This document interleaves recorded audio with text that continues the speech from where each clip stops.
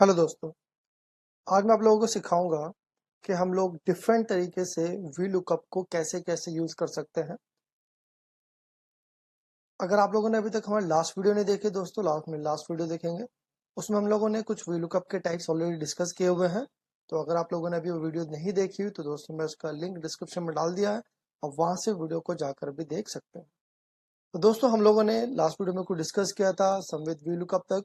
आज हम लोग बात करते हैं कि वी लुकअप की हेल्प से हम लोग मिसिंग सेल्स कैसे चेक करते हैं। मींस मेरे पास दो शीट बनी हुई हैं, और इस शीट से मुझे शीट में डेटा मैच कराना है कि जो डेटा वहां पर अवेलेबल नहीं है, यहाँ पर मुझे उसको मिसिंग शो कराना है। तो दोस्तों हम लोग वीडियो स्टार्ट करते हैं।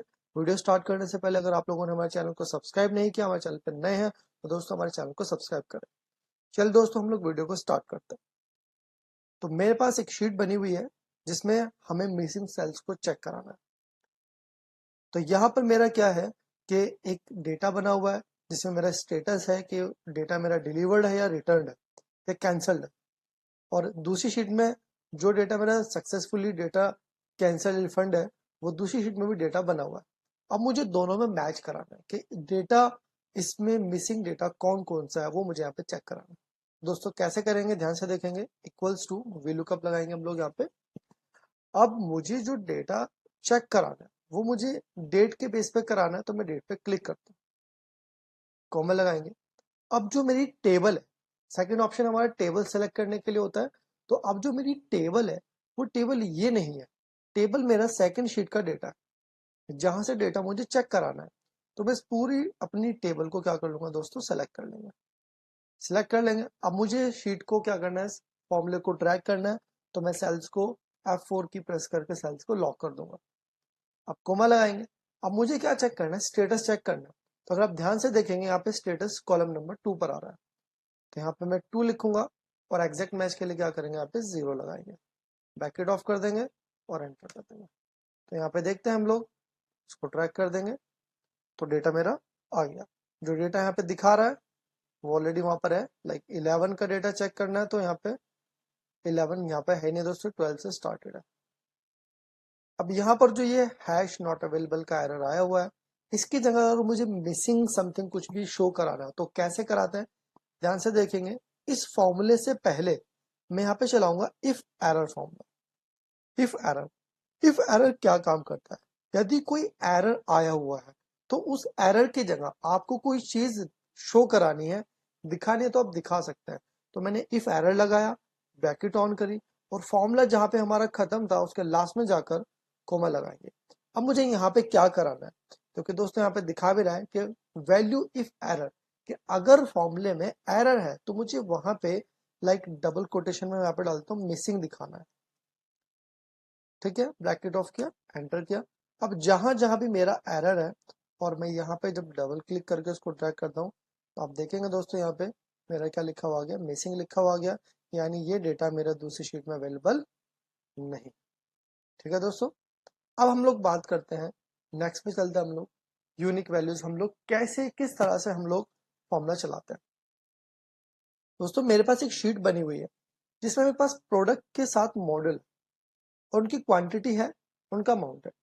अब मुझे प्रोडक्ट की क्या करने हैं, मुझे उनके मॉडल फाइंड करने हैं। सपोज दैट मेरे पास वीवो है, तो वीवो के मेरे पास कौन कौन से मॉडल हैं ये मुझे निकालना है। वो हम लोग कैसे निकालेंगे, देखो दोस्तों हम लोग जानते हैं कि वीलुकअप में अगर वैल्यू डुप्लीकेट होती है तो वो हमेशा एक टॉप वैल्यू का रिजल्ट हमें दिखाता है। तो अगर मेरे पास मल्टीपल वैल्यूज यानी डुप्लीकेसी वैल्यूज के साथ है, तो उस पर हम लोग वी लुकअप कैसे चलाएंगे वो हम लोग देखेंगे। तो उसके लिए हम लोग क्या करते हैं दोस्तों, मैंने एक यहाँ पे साइड में ब्लैंक कॉलम लिया हुआ है यूनिक के नाम से, इसमें हम लोग एक यूनिक वैल्यू क्रिएट करेंगे। तो यूनिक वैल्यू कैसे क्रिएट करेंगे समझेंगे। इक्वल्स टू, मैं फॉर्मूला चलाता हूँ काउंट इफ। ठीक है दोस्तों, काउंट इफ चलाया। अब मैं वीवो पे क्लिक करता हूँ, यानी जो मेरा मॉडल है, सेल का नाम है D8, और यहाँ पे मैं क्या करता हूँ, कॉलन्स यूज करता हूँ। जैसे मैं शिफ्ट के साथ सेमी कॉलन्स का बटन प्रेस करूंगा तो बीच में कॉलन्स आ जाएंगे, और दोबारा वो उसी को सिलेक्ट कर लेंगे। आप कोमा लगाएंगे और अगेन उस पर क्लिक करेंगे। मैंने क्लिक किया, ब्रैकेट ऑफ किया। अब आप देखेंगे ये तीनों सेल एक ही सेल को रिप्रेजेंट कर रहे हैं, तीनों रेंज। अब मैं जो फर्स्ट रेंज होगी उसको क्लिक करूंगा और उस सेल को मैं लॉक कर दूंगा, एंटर की प्रेस करूंगा। अब इससे होता क्या दोस्तों, इस फॉर्मूले से हमने ये निकाल लिया कि ये वैल्यू मेरी कितनी बार रिपीटेड है। यानी एक वीवो की वैल्यू यहाँ पर है, सेकंड वीवो ये रहा, एंड थर्ड वीवो ये रहा। तो मेरा तीन वैल्यूज वीवो 3 बार 3 टाइम्स रिपीटेड है। ठीक है दोस्तों, अब इसको थोड़ा सा यूनिक और बनाते हैं। अब मैं क्या करता हूँ, इस काउंटिफ से पहले मैं अगेन जो मेरा D3 है, यानी जो मेरा वीवो का सेल है, उस पर क्लिक किया, उसको एंड यूज कर लिया दोस्तों हमने और एंटर कर दिया। तो वो इस तरह से क्या हो गया, यहाँ पे मर्ज हो गया है। तो Vivo 1, ये Vivo 2 आ गया दोस्तों, ये Vivo 3 आ गया। अब मेरे पास एक यूनिक वैल्यू आ गई है, इसकी हेल्प से हम लोग फॉर्मूला चला सकते हैं।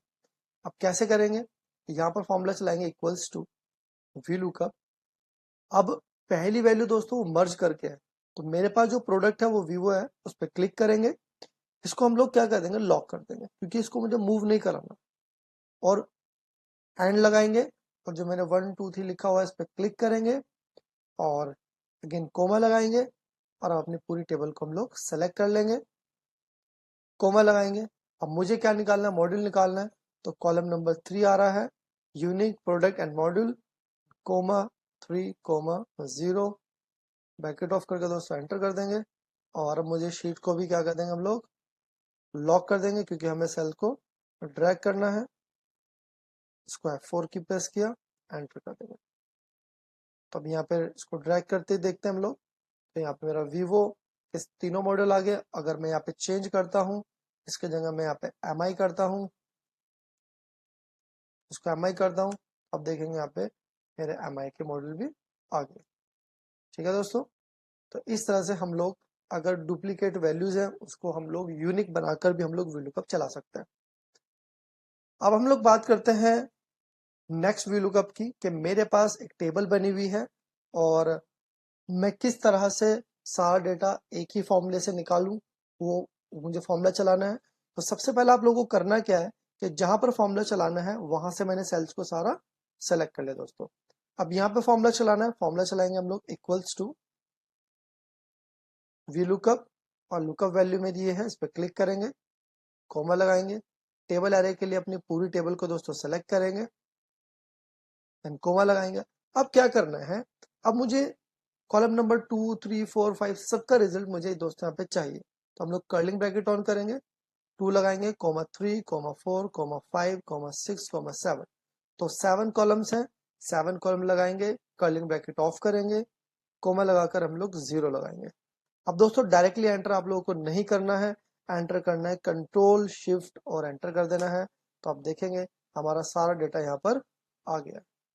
ठीक है दोस्तों, अब हम लोग इसी तरीके से नेक्स्ट फॉर्मूले पे चलते हैं, विच इज द चूज। देखिए VLOOKUP को हम लोग चूज के साथ कैसे यूज करते हैं। सबसे पहले हम लोग बात करते हैं चूज फॉर्मूला क्या होता है। दोस्तों चूज फॉर्मूला होता है किसी चीज को, किसी सेल को हमें चूज करना है, उसको सेलेक्ट करना है, उसको एक वैल्यू चूज करानी है। वो कैसे करते हैं, तो हम लोग चूज फॉर्मूला चलाया इक्वल्स टू चूज। अब यहाँ पे मैंने दिया, इसका स्कोर दिया है कि 1, यानी 1 पर जो वैल्यू होगी वो मेरी होगी पुअर। एग्जाम्पल के तौर पर कि अगर 1 आता है तो उसका रिजल्ट पुअर है। अब मैं इसको लॉक कर देता हूँ अगेन। अब एवरेज पे क्लिक कर देंगे, इसको भी हम लोग लॉक कर देंगे, फिर इस पे क्लिक किया, उसको भी हम लोग लॉक कर देंगे, कोमा लगाएंगे,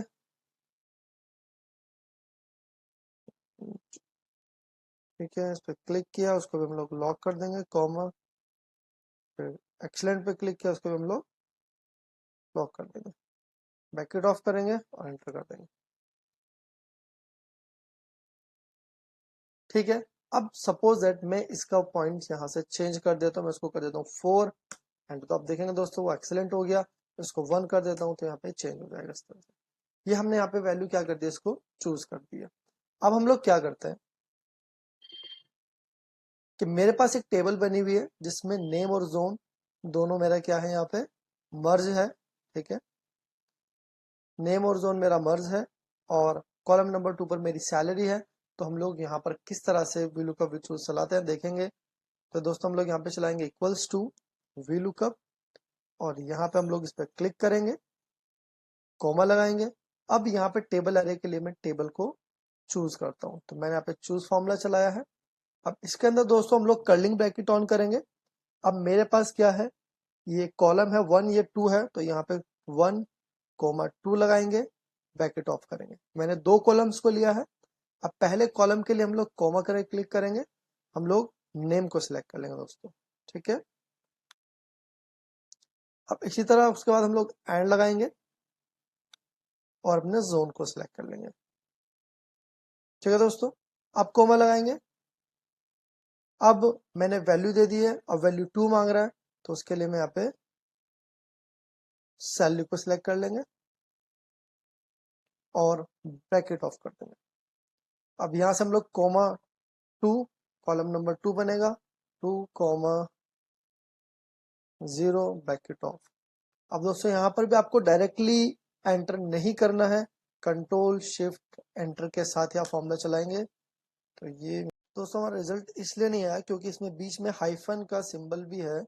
तो हम लोग क्या करेंगे, यहाँ से डबल कोटेशन और डबल सेमीकोलंस लगाएंगे, डबल कॉट्स में, फिर हम लोग यहाँ पे ऐसे एंड लगाएंगे, कंट्रोल शिफ्ट एंटर करेंगे। तो अब देखेंगे, आप यहाँ पे चेंज करके देखते हैं हम लोग इसको।